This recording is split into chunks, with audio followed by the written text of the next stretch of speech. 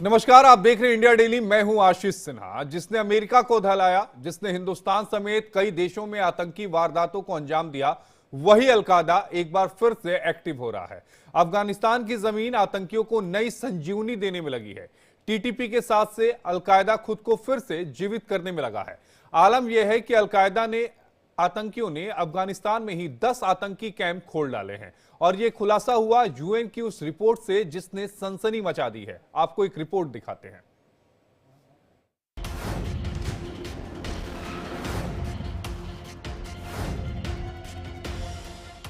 TTP से दोस्ती, al Qaeda हुआ एक्टिव। टीटीपी अलकायदा साथ, खतरे का अलार्म। अलकायदा ने पसारे पैर, आतंकी ट्रेनिंग कैंप की जमीन, अलकायदा रच रहा साजिश। इस हमले के बाद अमेरिका ने अलकायदा की कब्र खोद कर रख दी थी। लादेन को पाकिस्तान के एबटाबाद में अमेरिका के नेवी सील कमांडोज ने मार गिराया। इसके बाद अलकायदा का जो नेटवर्क नेस्तनाबूद हुआ वो फिर बन नहीं पाया।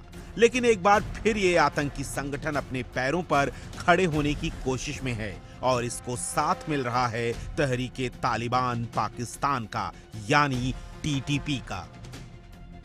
अपनी जमीन का इस्तेमाल आतंकियों के लिए ना करने का दावा करने वाला अफगानिस्तान एक बार फिर अलकायदा के एक्टिव होने की वजह बन रहा है।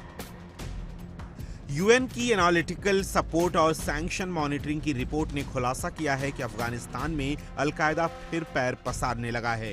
रिपोर्ट में बताया गया है कि अलकायदा ने टीटीपी के साथ मिलकर अफगानिस्तान में अपने अभियान का विस्तार किया है। अफगानिस्तान और ईरान के बीच अलकायदा के आतंकियों की आवाजाही बनी रहे, इसके लिए अलकायदा ने टीटीपी की मदद से 10 नए ट्रेनिंग कैंप, 5 मदरसे, 1 हथियार डिपो और कई सुरक्षित स्थान खोले हैं। अफगानिस्तान के गजनी, लघमन, परवान और उरुज़गान प्रांतों में अलकायदा ने ये कैंप खोले हैं। अलकायदा की आतंकी वारदातों से कई देश घायल हुए हैं, जिसमें अमेरिका में 9/11 का हमला अब तक का सबसे बड़ा आतंकी हमला माना जाता है। ऐसे में इस आतंकी संगठन का एक बार फिर एक्टिव होना दुनिया के लिए अच्छी खबर नहीं है। Bureau report, India daily. UN की रिपोर्ट के मुताबिक अलकायदा एक बार फिर से एक्टिव हो रहा है। अगर अलकायदा एक्टिव होता है तो इसका मतलब मान के चले न सिर्फ ये अफगानिस्तान बल्कि दुनिया के किसी भी दूसरे मुल्क के लिए बेहतर नहीं होगा। हमारे साथ 2 खास मेहमान जुड़े हैं। हमारे साथ retired major general Dhruv Katoch ji, defence expert हैं, वो जुड़े हैं। हमारे साथ retired major general Sanjay Meston ji, defence expert हैं, वो जुड़े हैं। सर, आप दोनों का जुड़ने के लिए बेहद शुक्रिया। इंडिया डेली में मैं आप स्वागत करता हूँ। Retired major general Dhruv Katoch जी, सीधा सवाल ये, अलकायदा का पांव पसारना, हालांकि अफगानिस्तान पर जब तालिबान ने हुकूमत की थी तब तालिबान की तरफ से यह कहा गया कि हम किसी भी तरह के आतंकवाद को या आतंकवादियों को अफगानिस्तान में पनाह नहीं देंगे। लेकिन यूएन की रिपोर्ट ये साफ बताती है कि अब अलकायदा अफगानिस्तान में पैर पसारना शुरू कर रहा है। देखिए, इसमें तो कोई शक नहीं है कि अलकायदा ने फिर से प्रेजेंस अभी अपनी शुरू कर दी है। और खबरों में ये भी आ रहा है कि उसामा बिन लादेन का जो बेटा है, हज़्म बिन लादेन, वो भी अभी अफगानिस्तान में है और अलकायदा को फिर से शुरू करने की वो कोशिश कर रहा है। देखिए, ये जिस प्रकार से ये टेररिस्ट रजीम्स हैं, जैसे कि तालिबान की रजीम है अफगानिस्तान में, ये तो बाकी जो उनके सपोर्ट ग्रुप्स हैं, इनके साथ ये लड़े हुए हैं बहुत सालों के साथ। अलकायदा और अफगान तालिबान की दोस्ती ये अभी की नहीं है, ये बहुत पुरानी दोस्ती है।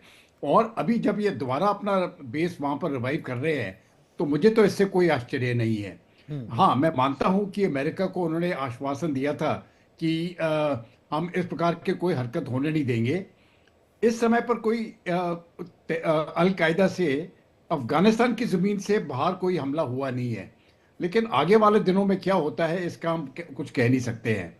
दूसरी रही बात तहरीक तालिबान पाकिस्तान की, जो उनके भी बेसेस इस समय पर अफगानिस्तान में हैं। अभी तहरीक तालिबान पाकिस्तान की लड़ाई वो दूसरी किस्म की है, उनकी लड़ाई जो है वो सिर्फ पाकिस्तान के साथ है। तो प्रॉब्लम बेसिकली दुनिया को अगर आ सकता है और भारत को भी आ सकता है, ये है अलकायदा से।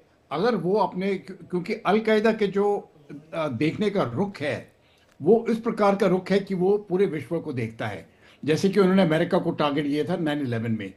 तो ये किस प्रकार से अपने आप को दुश्मन बना के किसी और को टारगेट करेंगे, ये अभी आगे वाले दिनों में देखने को आएगा। लेकिन मेरी अपनी सोच समझ से ये जो खबरें हैं ये बिल्कुल सही हैं, और ये पूरी दुनिया के लिए ये एक चिंता की विषय एक है। चिंता का विषय है पूरी दुनिया के लिए। Retired major general Sanjay Meston ji, जिन इलाकों में अलकायदा कैंप लगा रहा है वो है गजनी, लगमन, परमार। ये वो इलाके हैं जहां पर इसने कैंप लगाना शुरू कर दिया है, वहां से ऑपरेट करना शुरू कर दिया है। जरा इन इलाकों की स्थिति बताइएगा कि अफगानिस्तान में किस तरफ है, और अफगानिस्तान में अलकायदा का पनपना क्या टीटीपी को भी फायदा करेगा, क्योंकि हम देख रहे हैं टीटीपी जो है वो पाकिस्तान के साथ एक अलग जंग लड़ रही है। आपने 3 प्रोविंसेस का नाम लिया है, गजनी, परवान और लेगमान। जहां तक गजनी और लेगमान का सवाल है, देखिए वो ड्यूरेन लाइन के साथ ही है, और बेसिकली ये पक्तिका और पक्तिया के थोड़ा सा साथ ही लगा हुआ है ये गजनी, और लेगमान थोड़ा और उसके ऊपर है। तो बेसिकली ड्यूरेन लाइन के साथ है, और ये इलाका पूरा पश्तून डोमिनेटेड है। लेकिन जो ये परवान है उसके थ्रू पंशेर वैली जाती है, और मैं वहाँ खुद गया हुआ उस पंशेर वैली में जब मैं डिफेंस अटैची था अफगानिस्तान में। तो मेरे को वो इलाका जो है वो पूरा तजिक डोमिनेटेड है। लेकिन हाँ, वहाँ पर आज की तारीख में जो अफगान तालिबान की नफरी बहुत भारी तादाद में डिप्लॉयमेंट है, ड्यूरेन लाइन से भी ज़्यादा वहाँ पर डिप्लॉयमेंट है। इसका कारण ये है कि वो नहीं चाहते हैं कि तजिक फिर से उनके ऊपर हमला करे, जिस प्रकार पंशीर वैली में अफगान तालिबान को बहुत कठिनाई हुई थी इनको क्लियर करने में। तो वहाँ पर बेसिकली तजिक डोमिनेटेड है। तीसरा इश्यू है कि अमेरिका को वायदा दिया था अफगान तालिबान ने कि वो वहाँ पर कोई भी ये आतंकवाद ग्रुप को पनपने नहीं देगा, उसको ट्रेनिंग ग्राउंड नहीं देगा। ये तो एक अमेरिका को भी पता है ये मिशन इम्पॉसिबल है। कारण ये है, जब मैं वहाँ खुद था, एक तो पूरी अफगानिस्तान आर्मी वहाँ डिप्लॉयड थी, अफगानिस्तान पुलिस थी, और साथ ही America led international security assistant force, वो जो कितने रीजन्स में वहाँ बटी हुई थी, 52 कंट्रीज के साथ डिप्लॉयड थी। अगर वो इतनी बड़ी फोर्स वहाँ पर ये अफगान तालिबान को कंट्रोल नहीं कर पाई, तो अभी तो अफगान तालिबान की नफरी कम है। और जैसे मैंने आपको बताया, उनकी इंटरनल प्रॉब्लम देखते हुए उनकी सबसे ज्यादा डिप्लॉयमेंट है इस इलाके में, परवान प्रोविंस में, पंशेर वैली के इलाके में। कुछ इलाके हैं वहाँ उनकी मौजूदगी बहुत मुश्किल है, जैसे बदाख्शान के अंदर ये वखान कॉरिडोर आता है, वहाँ बहुत मुश्किल है, इसीलिए क्योंकि वहाँ टेरेन भी मुश्किल है और वो बहुत दूर पड़ता है वहाँ से, काबुल से, मतलब बहुत ही ट्रेचरस टेरेन, और वहाँ आमूमन तौर पे बर्फ रहती है वखान कॉरिडोर के इलाके में। तो पूरे इलाके में ये अफगान तालिबान के जो लड़ाके हैं वो मौजूद नहीं है, इसीलिए टीटीपी को वो वहाँ पर कैंप्स मिल रहे हैं, ट्रेनिंग का इलाका मिल रहा है, और वो हमारे हित में है, क्योंकि टीटीपी का बेसिक इरादा है पाकिस्तान आर्मी को और आईएसआई को टारगेट करना, और वहाँ वो अपना एजेंडा है जो शरिया लॉ लाना चाहता है। लेकिन हाँ, जो अभी अलकायदा का रिपोर्ट है, देखिए अलकायदा की अभी सबसे बड़ी ड्रॉबैक ये इनकी लीडरशिप नहीं थी। आपको पता है वही काबुल में अल जवारी को मारा गया था, और अल जवारी आपको पता है उस समय लीडर था। और फैक्ट तो ये है कि अफगान तालिबान के कंट्रोल करने के बाद भी अल कायदा का लीडर वो वहीं पर मौजूद था जिसको मारा गया।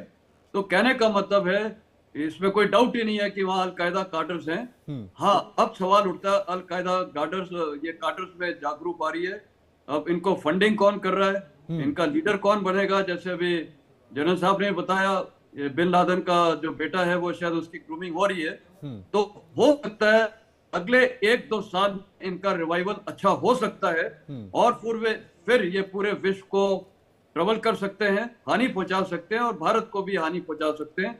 तो ये एक चिंता का विषय है, भारत चिंता का विषय है। Retired major general Dhruv Katoch जी, एक नाम उभर कर सामने आया है अलकायदा नेता का, हकीम अल मसरी, जो प्रशिक्षण का जो पूरा काम है वो देख रहा है। इसकी जरा प्रोफाइल बताइएगा कि ये हकीम अल मसरी कौन है।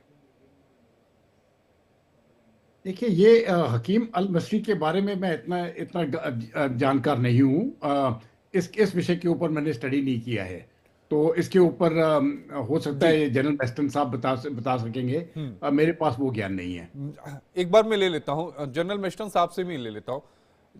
ये जो नेता है हकीम अल मसरी, जिस पर ये आरोप ये लगाया जा रहा है कि यही जो है जो लड़के हैं उनको ट्रेनिंग दे रहा है ताकि वो टीटीपी के साथ मिलकर जो है वो लड़ाई करे, और यही अलकायदा को ऑपरेट कर रहा है प्रशिक्षण शिविर लगाकर।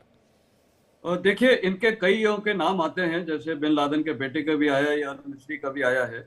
और इसकी अभी क्योंकि एक नया नाम उभरा है तो इसकी अभी डिटेल एनालिसिस किसी के पास नहीं होगी, क्योंकि मैं भी जब था और मैं और जनरल साहब हम लेटेस्ट ये सब एनालाइज करते रहते हैं, तो ये नाम एक नया नाम आ रहा है।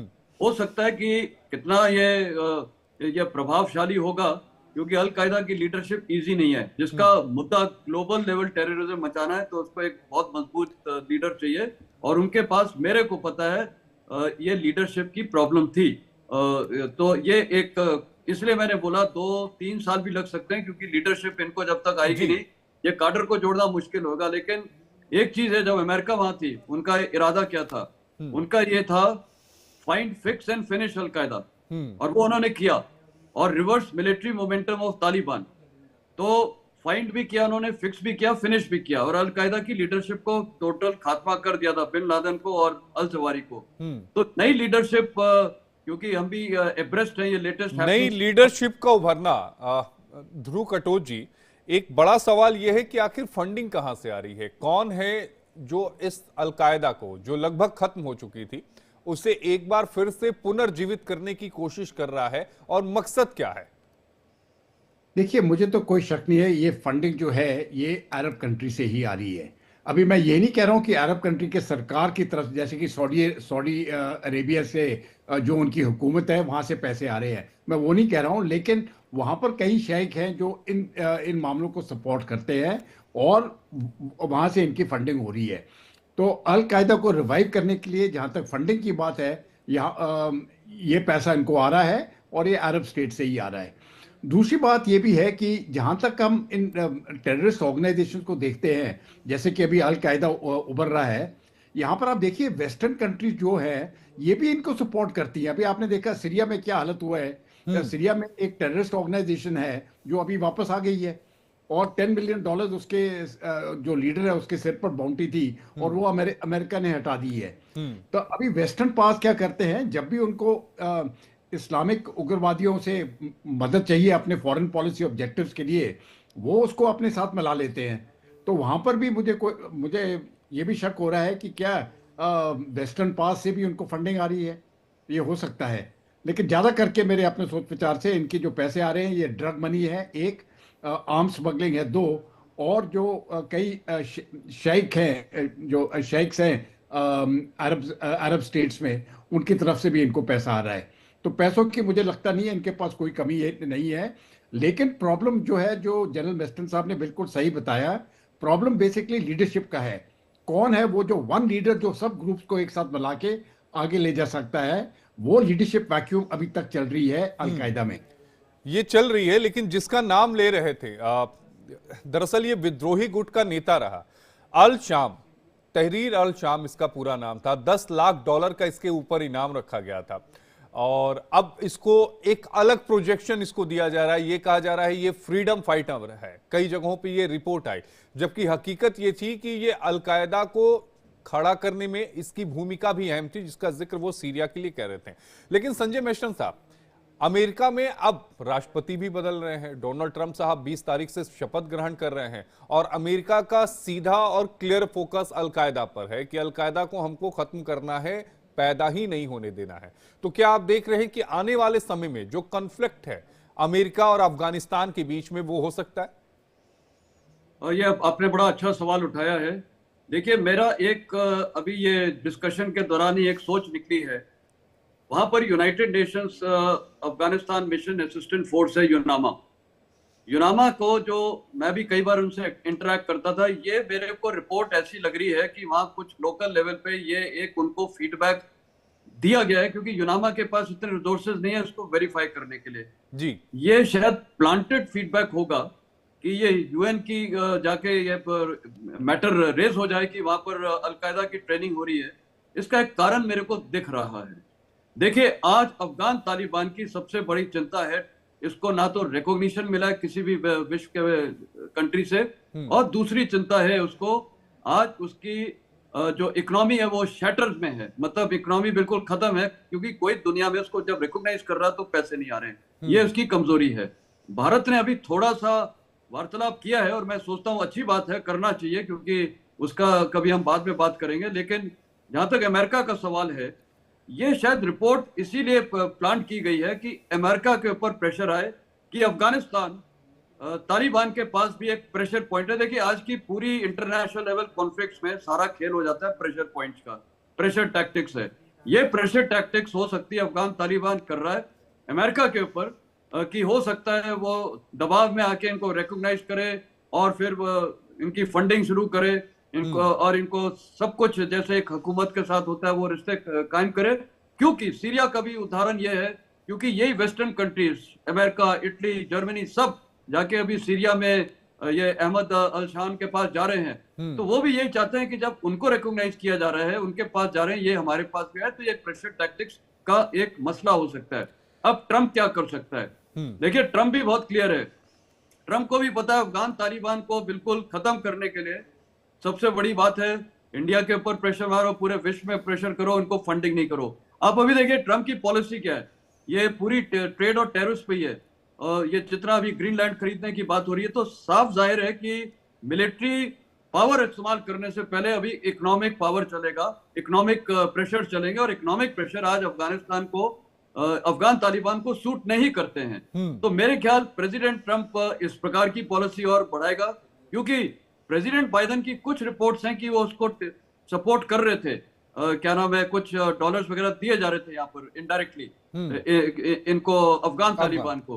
हो सकता है वो ट्रंप बिल्कुल काट दे, तो ये बड़ा प्रेशर पॉइंट्स का है, और इसको अभी ये कैसे उभर के आएगा ये देखना होगा। Retired major general Dhruv Katoch जी, जिस प्रेशर पॉइंट की बात अभी संजय मेस्टन जी कर रहे थे, वही प्रेशर पॉइंट पाकिस्तान के ऊपर भी तो होगा। अलकायदा का इस तरह से आगे बढ़ना और टीटीपी को अलकायदा का सपोर्ट मिलना, मुश्किलें तो पाकिस्तान के लिए बढ़ेंगी।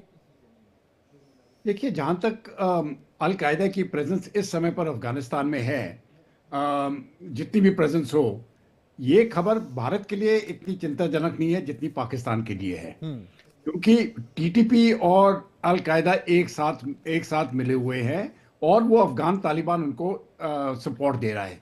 तो ये तो पाकिस्तान के लिए तो मैं समझता हूँ ये बहुत मुश्किल खबर हो जाएगी। जहाँ तक फंडिंग की बात है, अमेरिका आज भी अफगान तालिबान को, जो अफगान तालिबान की सरकार है, खबरों में आया है तकरीबन $200-300 मिलियन हर एक महीने उनको दे रहा है, उनको सपोर्ट करने के लिए। तो ये जो सरकार अभी तक खड़ी हुई है और जिस प्रकार से भी चल रही है, ये अमेरिकन मनी के साथ है। तो मुझे नहीं लगता है कि डोनाल्ड ट्रंप आएंगे तो ये इस प्रकार का फाइनेंशियल सपोर्ट बंद हो जाएगा। इस समय पर अमेरिका को अफगानिस्तान से कोई खतरा नहीं है। इनफैक्ट ये जो पैसा अमेरिका दे रहा है अभी अफगानिस्तान को, वो उसकी इन्फ्लुएंस अभी तक वो अपनी इन्फ्लुएंस को चलाने के लिए है। पाकिस्तान अभी इक्वेशन से बाहर चला गया है, क्योंकि अमेरिका की कोई भी मिलिट्री फोर्स अफगानिस्तान में नहीं है, तो उसके सपोर्ट के लिए जो रास्ते पाकिस्तान से जाते थे उनकी अभी कोई ज़रूरत नहीं है।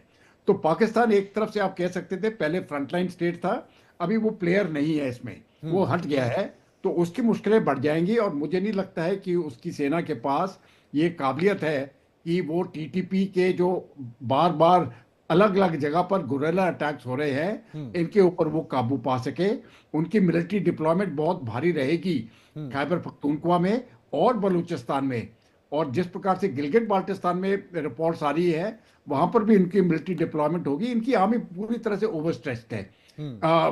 जनरल मेस्टन साहब को भी मालूम है और मुझे भी मालूम है, एक फौज को बड़े इलाके के ऊपर जिस प्रकार से स्ट्रेच रहते हैं, 1 साल 2 साल 5 साल 10 साल तक चला सकते हैं, लेकिन लगातार नहीं चला सकते। पाकिस्तान को इस प्रकार की लंबी लड़ाई लड़ना मुझे लगता है बहुत मुश्किल है। वो उनकी काबिलियत नहीं है सेना को बढ़ाने की, और इस प्रकार के थ्रेट्स रखने के लिए उनके चैलेंजेस दिन ब दिन बढ़ते जाएंगे। दिन पर दिन चैलेंजेस बढ़ते जाएंगे, लेकिन रिटायर्ड मेजर संजय मेस्टन जी, जरा ये बताइए कि इस स्थिति में भारत हुकूमत यानी हमारी सरकार जो है उसकी क्या स्ट्रेटेजी होनी चाहिए? अलकायदा का पांव पसारना। भारत की स्ट्रेटेजी बहुत साफ होनी चाहिए और मैं कई बार ये हर पॉसिबल फोरम में बोला हूं।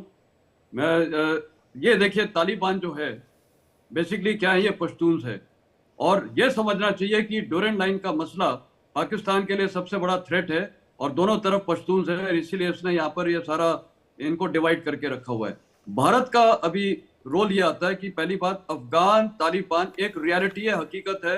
अफगान तालिबान को आज कोई ताकत विश्व की कोई ताकत वहां से निकाल नहीं सकती है। अब भारत का क्या रोल है? जब ये ग्राउंड रियलिटी है, भारत को उनके साथ वर्किंग रिलेशनशिप रखना चाहिए, जो अभी शुरू किए हैं, थोड़ा लेट जरूर है लेकिन ये अभी एक्सपेडाइट करना चाहिए। और ये करने का फायदा ये है कि हमारा जो पश्तून के साथ एक भाईचारा है, मैं आपको बता रहा हूं, मेरे को वहां पर तालिबान कार्डर्स मिलते थे, वो बोलते थे हम तो पाकिस्तान को हिट करना चाहते हैं, क्योंकि यही पाकिस्तान के आईएसआई आर्मी को हमें पता है कि कौन कौन हमें ट्रेन करता था। ये हमें एक्सप्लॉइट कर रही है, उनके शब्द होते थे जी। ये मतलब हमें इस्तेमाल कर रहे हैं। अब हम जुड़ेंगे दोनों तरफ ड्यूरेंट लाइन के पश्तून और इनको टारगेट करेंगे।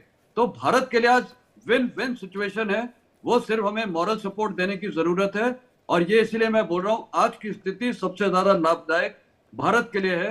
हमको कॉन्टैक्ट रखने चाहिए और वहां पर हमारे बहुत, आप देखिए इसके फॉलोआउट्स होंगे। सेंट्रल एशियन रिपब्लिक्स के लिए ओपनिंग मिलती है, जो हम ये बंदर अब्बास और चाबार से ये हम ईरान के थ्रू ट्रेड रूट की सोच रहे हैं, नॉर्थ साउथ कॉरिडोर।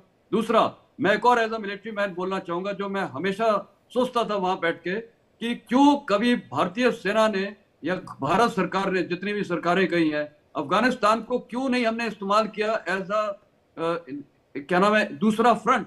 आज पाकिस्तान फ्रंट ही खोलता रहता है, कभी बांग्लादेश फ्रंट, तो कभी इंफिल्ट्रेशन फ्रंट, कभी कश्मीर इस फ्रंट। दिशा में संजय मेस्टन जी, इस दिशा में हमें काम करने की जरूरत है। हम चाइना को भी देख रहे हैं कि अलग अलग फ्रंट खोलता है। पाकिस्तान जैसा मुल्क जिसके पास खाने के लिए पैसे नहीं है, वो भी अपना फ्रंट खोलता है, हम क्यों नहीं? तो बिल्कुल हमें ये फ्रंट खोलना चाहिए। देखिए, काउंटर स्ट्रेटेजी यही होती है, अगर वो फ्रंट खोल रहे हैं, हमको भी फ्रंट खोलने चाहिए। मैं तो बोलता, हमारे सेंट्रल एशियन रिपब्लिक में आईनी एयरफील्ड थी, आईनी एयरफील्ड थी, उसका मतलब था, अभी शायद रिपोर्ट्स के मुताबिक वो पैक हो गई है, बंद कर दी गई है। ये मतलब है सेंट्रल एशियन रिपब्लिक अफगानिस्तान में हमारे को बहुत फायदा है और हमारा जो एक ट्रेडिशनल फ्रेंडशिप है। और मैं आपको बता रहा हूँ, अफगानी तो सबसे ज्यादा भारतीय को, भारत को चाहते हैं। जनरल कटोच साहब भी अभी वहां मेरे टेन्योर में आए थे, हमने मुलाकात की थी। इतना उनका लगाव है भारत के प्रति, पश्तून्स का मैं आपको बता रहा हूँ, सबका, पूरे अफगान्स का। ये मौका आज भारत को खोना नहीं चाहिए, हमको ये बढ़ोतरी करनी चाहिए। और मेरे को खुशी है कि अभी फॉरेन सेक्रेटरी लेवल पे हुआ है। और इसमें देखिए, कई तो उनके रिटायर्ड क्या वो इंडियन मिलिट्री एकेडमी से पास्ड आउट लोग हैं। एक शेर मोहम्मद स्टेनिक्स है, जो डिप्टी फॉरेन मिनिस्टर है वहां पर। तो हम लोग का डिफेंस डिप्लोमेसी का भी इस्तेमाल होना चाहिए, क्योंकि हम लोग इनको जानते हैं, हमारी एकेडमी में ट्रेन किया है। कितने अफगान हमने 1970 से ट्रेन किए हुए, 71 की लड़ाई से पहले भी हमने इनको ट्रेन किए हैं।